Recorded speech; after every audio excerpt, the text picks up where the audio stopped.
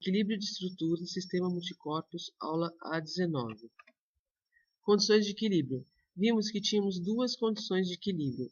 Uma que se referia ao equilíbrio de translação, onde somatória das forças igual a zero, e a segunda condição se referia ao equilíbrio de rotação, somatória dos torques igual a zero.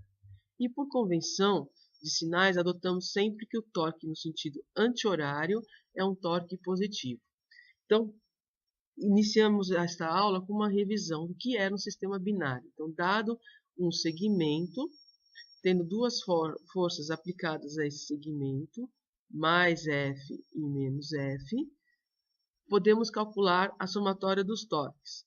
Então, o torque da força exercida do lado esquerdo será um torque positivo. O torque exercido pela força do lado direito também será um torque positivo. Conclusão: um sistema binário não obedece à segunda condição de equilíbrio, ou seja, a somatória dos torques é diferente de zero. Ocorre, portanto, a rotação. Simbologia utilizada para a representação do sistema binário.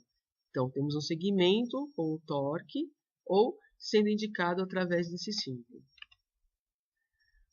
Corpos em equilíbrio sujeito a apenas duas forças, né? Então, você tem três segmentos conectados, e se eu pegar esse segmento central, nós teremos duas forças.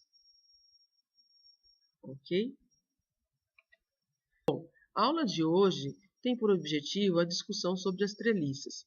Treliças são estruturas reticuladas compostas de elementos unidos nas suas extremidades, de modo a formar estruturas rígidas. Essas uniões só podem ser feitas por articulações ou nós. A unidade básica da treliça plana, né, é um triângulo, que é a forma mais estável. Notamos que existem vários tipos e modelos de treliças. Então, veja, à medida que colocamos um quadrado sem apoio nenhum, quando exercemos uma carga nele, ele forma uma estrutura não estável, né? O triângulo é a estrutura mais estável que temos na estrutura plana, de modo que ao exercermos uma carga, ela tende a permanecer em sua forma rígida.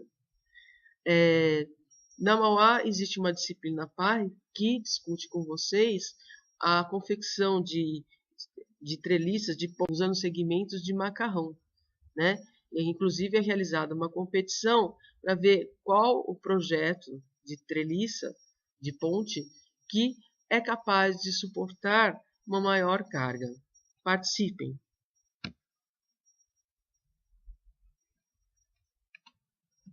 Nas treliças, se pegarmos isoladamente cada segmento que compõe a treliça, notaremos que alguns segmentos sofrem tensão, né, tendem a ser esticados, e outros sofrem compressão, que significa que tende a diminuir o comprimento. São forças que agem no sentido de diminuir o comprimento do segmento, do elemento. Então, imagine dois pregos aqui conectados com um fio unindo as suas duas pontas. Quando você exerce uma carga de 10 newtons, né, cada segmento sofrerá forças de compressão. No entanto, o fio tenderá a ser esticado por esses dois pregos. Então, o fio sofrerá tensão.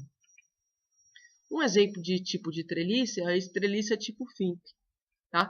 Uma das grandes vantagens dessa treliça é que ela é bastante indicada para conectar vãos maiores, um vão grande entre essas duas paredes. Como a estrutura envolve vários segmentos, né, ela faz com que os segmentos necessários tenham seu tamanho menor. Ok? Cada unidade dessa treliça ela tem seus elementos diagonais que sofrem tensão e os outros demais elementos sofrem compressão.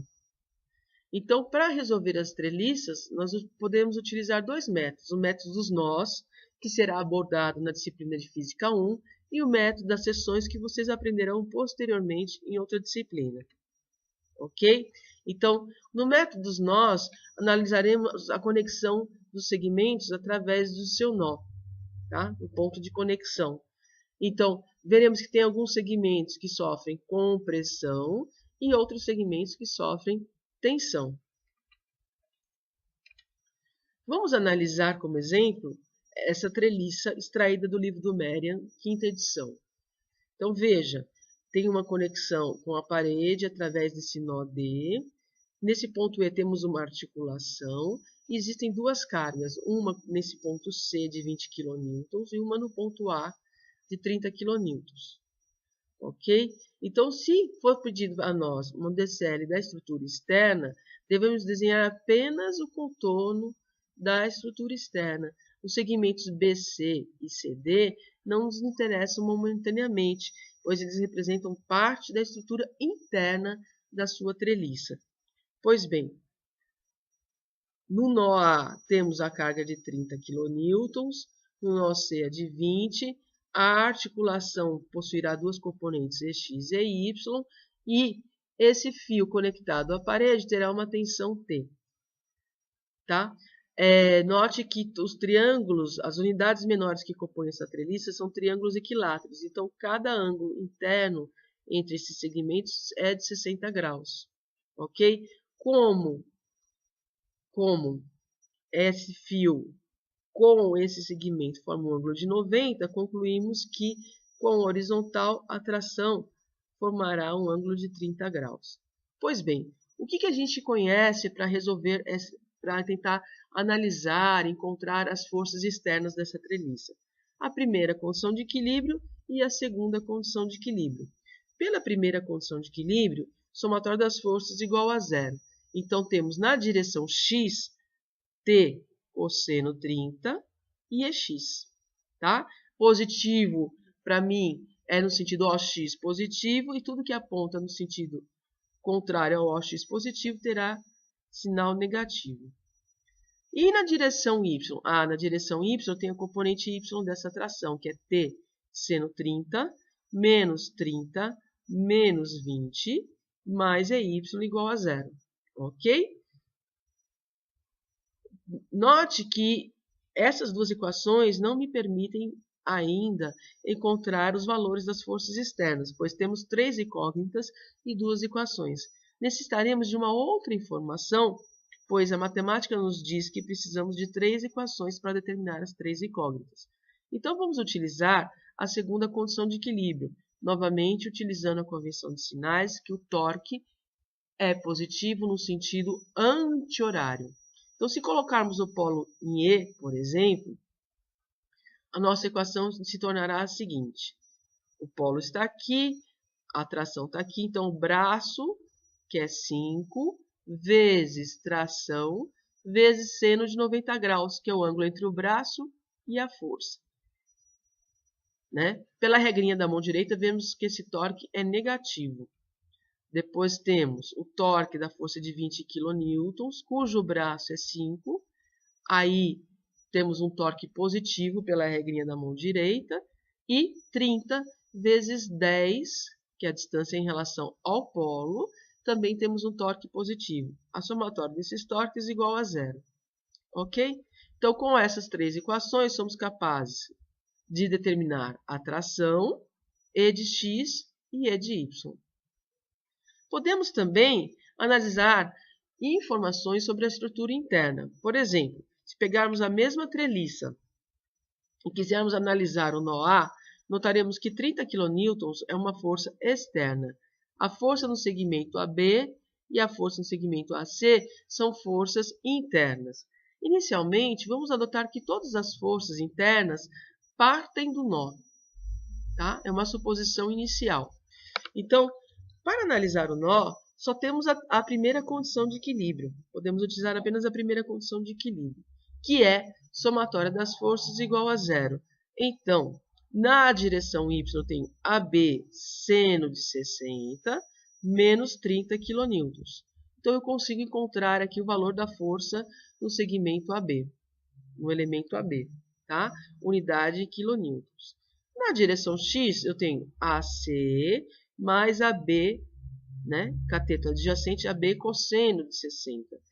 Então, eu terei um AC igual a menos AB cosseno de 60 kN. Então, fazendo o cálculo, né, de 30 dividido por 160 e depois de AB vezes cosseno de 60, notaremos que AB possui 34,6 kN, intensidade igual a 34,6 kN. E AC é igual a menos 17,3 kN. Esse sinal menos quer dizer que o sentido adotado inicialmente para a força no segmento AC é contrário do que deveria ser. Ou seja, AC deveria estar no sentido entrando no nó, tá? Pela nossa definição de tensão ou tração e compressão, temos que AB, como parte do nó e está positivo, então é uma força de tração, uma força de tensão. E AC deveria entrar no sentido do nó, seria uma força de compressão, ok? Treinem calcular as forças em cada elemento que compõe a treliça e identificar se é uma força de tensão ou de compressão. Se você fizer a suposição inicial de que todas as forças devem partir do nó inicialmente, quando você obtiver um sinal negativo, quer dizer que a sua força deveria, na verdade, ser de compressão. Ok? Bom estudo a todos e treinem. Referência adotada, então, livro do Marian Craig, Estática, Mecânica Estática, 5ª edição.